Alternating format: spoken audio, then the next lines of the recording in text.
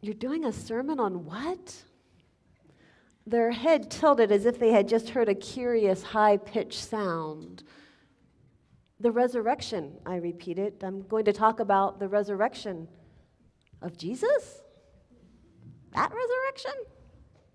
Why, yes, I was planning on it, on mentioning it. In a UU congregation?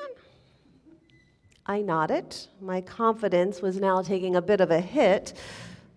Well, okay then, they said out loud with their face saying, good luck with that then. So here we are.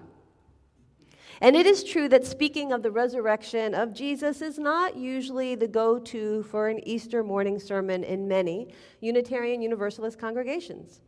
We are a people who collectively tend to view Jesus as a person, not a uniquely risen divine being, and so we tend to bunny hop right over that story that proclaims otherwise. Instead, the conversation here about resurrection on Easter usually refers to the amazing wonder of the resurrection of the plants from their underworld slumber and the resurrection of the literal S-U-N, sun.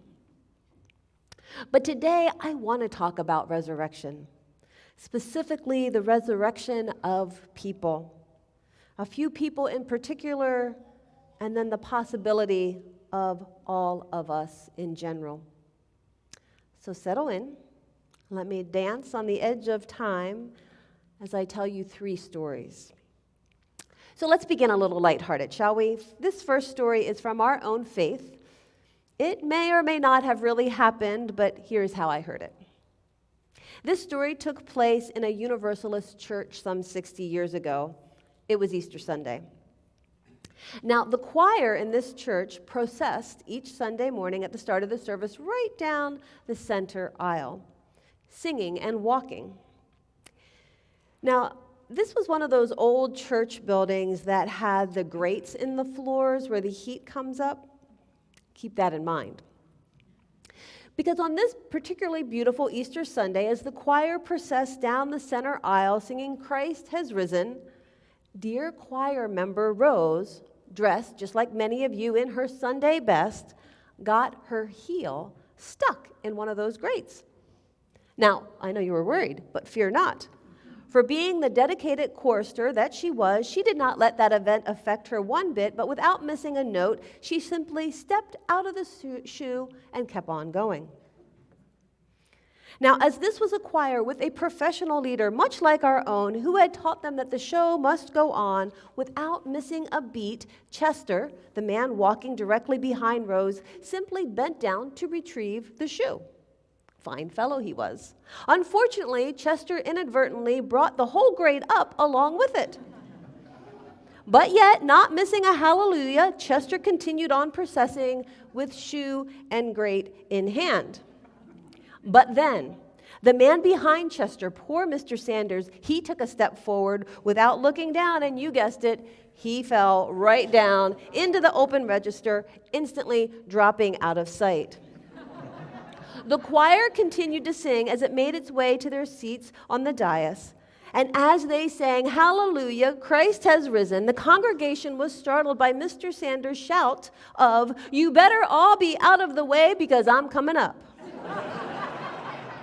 At that moment, in some sort of universalist miracle, Mr. Sanders rose from the crawl space, from the netherworld world of the tomb, and as the choir sang their final note, the congregation cheered, and old Mr. Sanders was with them once again. The resurrection was indeed confirmed that year. I said it may or may not have happened. Well, we may not have heating grates here at Emerson, but I am going to venture a guess that we have all been Mr. Sanders at one time or another. Most of us have had the experience of going along in life, doing what we thought we were supposed to be doing, hitting all the right notes, and then plop, down we go. Something unexpected pulls the ground from under us. Some hurt, a sorrow, depression, grief, death, political policies and unjust laws, a lost job or lost relationship. Something takes us, and it takes our hope and our outlook on life. It takes our innocence about the world, and we find ourselves in the dark netherworld of our lives. They say this is the place where religion is born. Franciscan theologian and priest Richard Rohr tells us that all healthy religion shows you what to do with your pain. And indeed, it is in those hardest times of pain when we most need some support to rise up again, some hope and inspiration that our joy and our will to live will be reborn. Royer adds that it is no surprise that a crucified man became the central symbol of Christianity. Now, we may not all agree with all that is professed in the Christian faith about the resurrection of Christ. However, I think the idea of the possibility of a rebirth after suffering is very attractive. In fact, I think we all kind of need to know that it's possible in our own lives. So let me tell you and abbreviate it, a little bit of UU-influenced version of this story next. It may not or may not have happened exactly as written, but I'm going to invite you to listen to it this morning, though you've heard it many times. Listen to it not as a literal news report from 2,000 years ago, but as a metaphor that attempts to tap into the very human desire to be free of suffering and to overcome the separation we face in death. In this story, there's a rabbi named Jesus. He's from Nazareth. This rabbi has been going around preaching about love and justice and compassion. This teacher said that the rituals and rules of his faith were not the most important parts. He said that the vital part was love. That love was the center of the faith, love of God and love for one's neighbors, all neighbors. This story tells of miracles brought forth because of this love, and it tells of healing and kindness. But in those days, much like our own, those in power did not appreciate this message of inclusivity. And the rising influence of this prophet was seen as a threat to the establishment. And so they set about to plan his demise. Jesus seemed to know what was coming, so he gathered his closest followers to share the Passover meal with him. The rabbi blessed the bread and the wine and gave thanks to God for what they were given, and he advised his followers to see bread from the earth and wine as interconnected to his own spirit. He reassured them that when he was no longer in his physical form, that they could commune with him through these natural elements, that he would be part of them in this way. And he instructed them to continue to remember him and to live the values that he had taught. And indeed, the next morning, he was betrayed by one of his followers, and soldiers found Jesus and arrested him.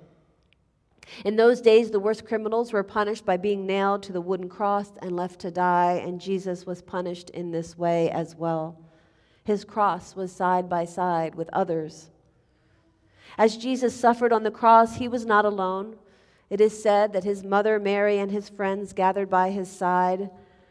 I imagine this was a day of immense suffering for all those on those crosses. And I shudder to think of the spectators who came to witness the suffering of some of them as some sort of entertainment, hurling insults at this teacher.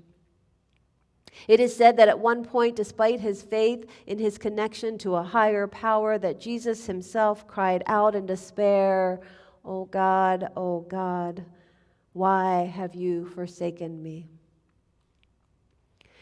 After Jesus died on the cross, his body was taken to lay in a tomb, a heavy rock sealing its opening. A few days later, some of his followers went to care for his body, as was the custom, but when they got to the tomb, The heavy rock had already been rolled away. Curious, they entered, but the body of their teacher was gone. And then the miracle. It is said that Jesus made his appearance to his broken-hearted followers on several occasions after this event, reassuring them that he was still with them. He had suffered on the cross, but was now free of that suffering. He had been redeemed by the grace of God, or in my translation, by the power of love that is the very essence of life itself. In the story, Jesus comes to his followers to tell them that they too have access to that love, that they too could be resurrected by that force of grace. Now, most translations of the Christian Bible may not say it exactly as I just did, but I think at the heart of this story is the resurrecting power of love. Which brings us to the third story I want to share this morning.